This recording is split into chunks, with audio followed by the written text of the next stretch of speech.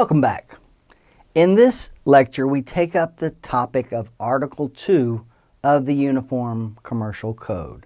This is the contracting system that we're going to be studying in this class. And so we'll find out, where did Article 2 come from, what does it mean, and what role does it serve in contracts. Now, traditionally, every state had its own sales law. Every state had its own rules governing what is a valid contract, the requirements of a valid contract.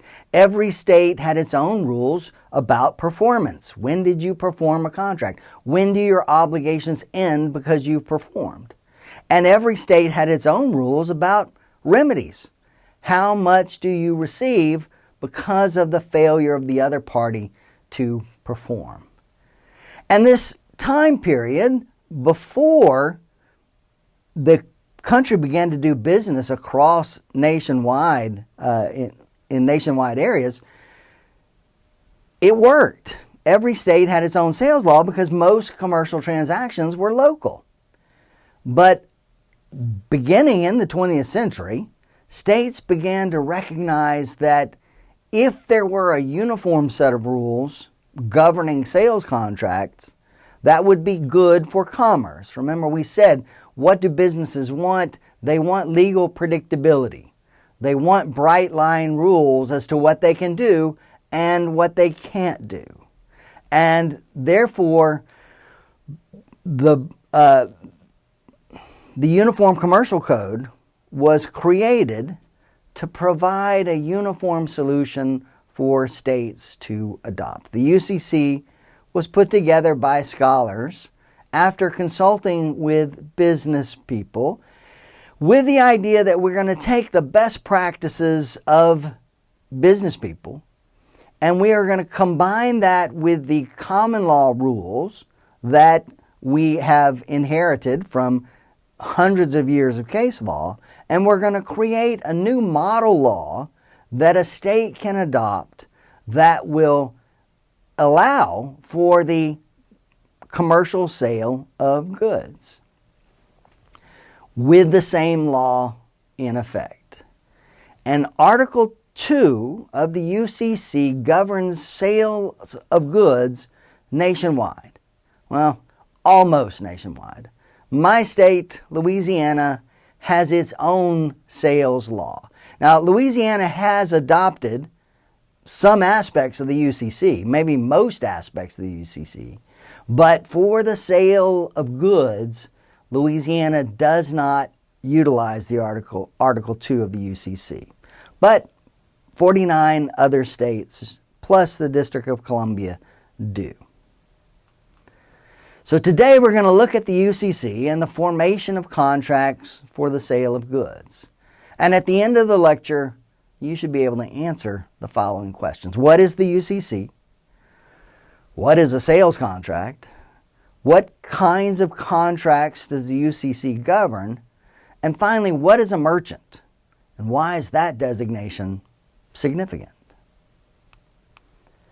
Now, the Uniform Commercial Code is meant to cover all phases of a commercial transaction, meaning everything within a commercial transaction will be governed by this body of law called the Uniform Commercial Code. So, for instance, go back to that idea of you're buying a new vehicle. You're going to buy a vehicle. That vehicle is a good. Therefore, Article 2 of the Uniform Commercial Code will govern the rules of buying the vehicle. They will provide the rules for how do you purchase a vehicle, the sale of that vehicle to you. At the same time, if you go to the bank to borrow money to pay for the goods, that process is called negotiable instruments, and that too is covered by the Uniform Commercial Code. And the bank will likely take a security interest in the vehicle, and that's going to be governed by the Uniform Commercial Code as well. So the Uniform Commercial Code will cover all phases of a commercial transaction. Now, I said the UCC is a model code, and though I might call it the law from time to time, it's not really the law. It's just that every state has adopted some version of the UCC. And again, even in Louisiana, which has not adopted Article 2, the rest of the UCC applies. Now, in the early years of the nation, as I said, sales law differed by state. But multi-state contracts made interstate commerce difficult because the law of California may not be the law of Kansas. And so if a buyer in California is seeking to bring in corn grown in Kansas, there may be different rules governing that sales transaction in California and Kansas. So the UCC was developed by a private organization as a model law. And when I say model law, it's meant to say these are the laws that best promote commercial activities. So the UCC is a model act governing contracts involving the sale of goods. Now, UCC's coverage is comprehensive. I have some of the most important articles here.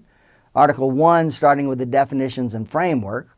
Article 2, which is where we'll spend most of our time in this class, has to do with the sale of goods. Article 3, negotiable instruments, governing things like promissory notes and certificates of deposit. Article 4, which governs bank deposits and collections. Article 7, which governs documents of title.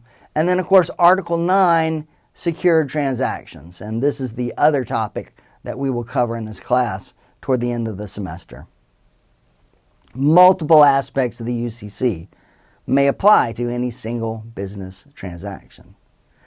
Now again, Article 2 of the UCC was meant to promote commercial efficiency and the completion of business transactions.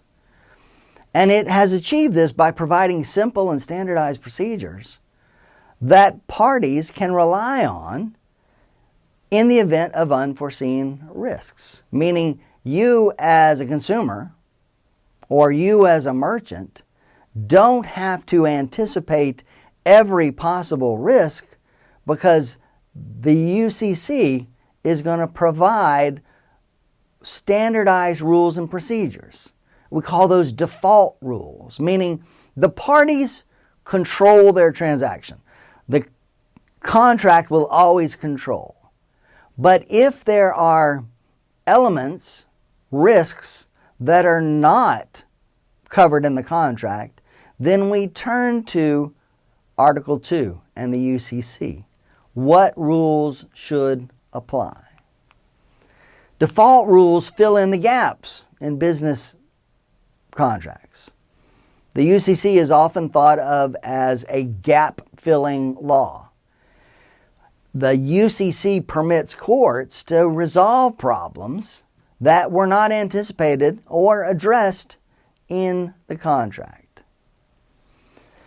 Now, these default rules can be modified. So you and the party you're entering into the contract with are free to change the default rules and your changes will apply. These are not mandatory rules which cannot be modified. Instead, these are there to support the notion of a complete contract. So Article 2 of the UCC mainly comes into play when the parties to a sales transaction have not expressly agreed on certain terms. Now, Article 2 of the UCC only applies to contracts for the sale of goods. So, how does the statute define sale? What is a sale according to the law? A sale is the passing of title from the seller to the buyer for a price. So therefore, in analyzing whether a sale has occurred or not, we look to see, did a seller transfer to a buyer title to goods in exchange for a price? And although that price is usually in terms of money, it doesn't have to be. The price may be payable in goods or services as well. Article 2 of the UCC will still govern that contract.